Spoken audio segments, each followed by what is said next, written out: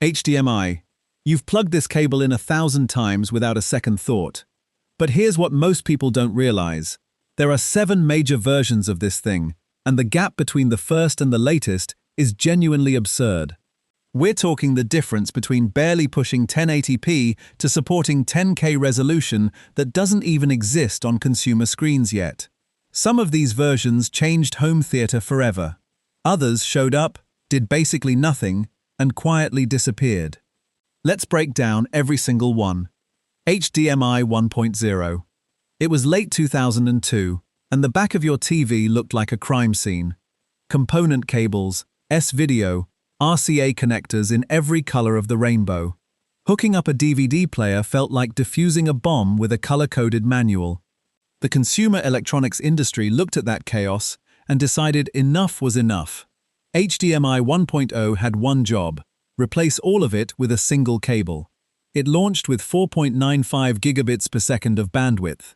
That was enough for 1080p video and 8 channels of uncompressed audio. Picture and sound through one connector. Going from 5 tangled cables to one clean plug felt like trading in a horse-drawn cart for a brand new sedan. Everything just worked. Early HDMI cables were not cheap though. Basic ones ran $20 to $50, and Monster Cable was out there charging over $100 for gold-plated versions that performed identically to the budget ones.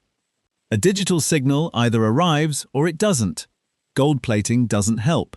DVI already existed on the computer side, but it couldn't carry audio. HDMI grabbed that digital video idea, bolted sound onto it, shrank the plug, and aimed straight at living rooms. It didn't win on raw specs. It killed the cable spaghetti era, and honestly, that mattered more than anything on a datasheet. HDMI 1.1 and 1.2. These two arrived in 2004 and 2005, and most people never even knew they happened. HDMI 1.1 added support for DVD audio. If you've never heard of that, don't worry. It was a niche high-fidelity format that roughly 12 audiophiles on Earth actually cared about. HDMI 1.2 followed a year later with Super Audio CD support and opened the door for PCs to use HDMI natively. Again, not exactly breaking news.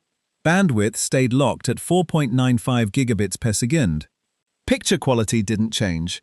Your daily experience was completely identical. Think of these like a phone update that patches a bug you never encountered. Technically improved, practically invisible. Meanwhile, DVI and component cables were still hanging around perfectly fine for most setups. HDMI hadn't fully conquered the living room yet. These two versions were housekeeping. They kept the standard compatible with specialty audio formats and quietly prepared for computers to join the HDMI party later. Not glamorous work, but someone had to do it. HDMI 1.3. Mid-2006, and the high-definition era was exploding. Blu-ray had just launched. The PS3 was on the way. Suddenly, everyone needed more bandwidth and better audio, and HDMI 1.2 wasn't cutting it. HDMI 1.3 doubled the maximum throughput to 10.2 gigabits per second. That's a massive jump in one generation. The headline feature was deep color. Older versions capped out at 24-bit color depth, roughly 16.7 million shades. HDMI 1.3 pushed that to 30,000, 36, and even 48-bit. More color depth meant smoother gradients and way less banding in dark scenes. It also brought Dolby True HD and DTS HD master audio support. These were the lossless audio formats built specifically for Blu-ray. If your old setup made movies sound good, this made them sound like you had a private screening room. It even introduced automatic lip sync correction.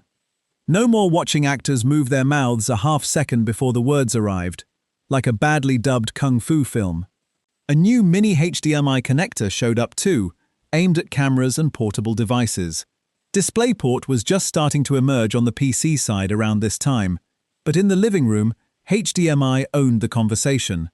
This was the version where HDMI stopped being good enough and started being genuinely impressive. HDMI 1.4. The year was 2009, and 3 characters were about to take over every electronics store: 4K. Well, sort of. HDMI 1.4 technically supported 4K resolution, but only at 24 or 30 frames per second. For movies shot at 24 FPS, that was totally fine. For gaming or fast-moving content, it felt like watching a slideshow in ultra-high definition. Bandwidth stayed at 10.2 gigabit per second, same as 1.3. But HDMI 1.4 introduced features that genuinely lasted for years. The Audio Return Channel, or ARC, let your TV send audio back to a soundbar through the same HDMI cable. No more running a separate optical cable. That alone was a game changer. Then there was the HDMI Ethernet channel, which promised internet data through HDMI. Almost nobody ever actually used it. HDMI 1.4 also added native 3D support, because the entire industry in 2009 was absolutely convinced we'd all be watching everything in 3D forever. That prediction aged like milk left in the sun. A micro HDMI connector arrived for smartphones and tablets too. HDMI 1.4 was the ambitious version that tried to do everything at once. Some ideas, like ARC, became essential. Others were dead on arrival. If you've ever plugged a soundbar in with a single cable, you owe that convenience to 1.4. HDMI 2.0. By 2013, 4K TVs were actually hitting store shelves at prices real humans could afford. But HDMI 1.4 could only push 4K at 30 frames per second.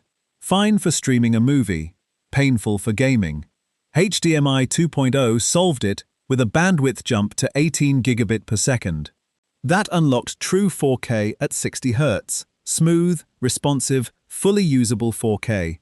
It also expanded audio to 32 simultaneous channels and introduced the Rec 2020 wide color gamut. You probably didn't notice Rec 2020 at the time, but it planted the seeds for the vivid HDR displays we use today. Dual video streams became possible too. 2 independent feeds through one cable for multi-screen setups. If you've ever looked at HDMI port labels and wondered why some say 2.0, this is the dividing line. Everything before it was the old world. 2 small but important updates followed. HDMI 2.0a dropped in 2015, adding static HDR metadata and officially enabling HDR10 content.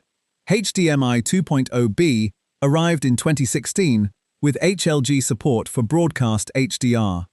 Between proper 4K at 60 and HDR finally becoming real, HDMI 2.0 was the version that made modern home theater actually function.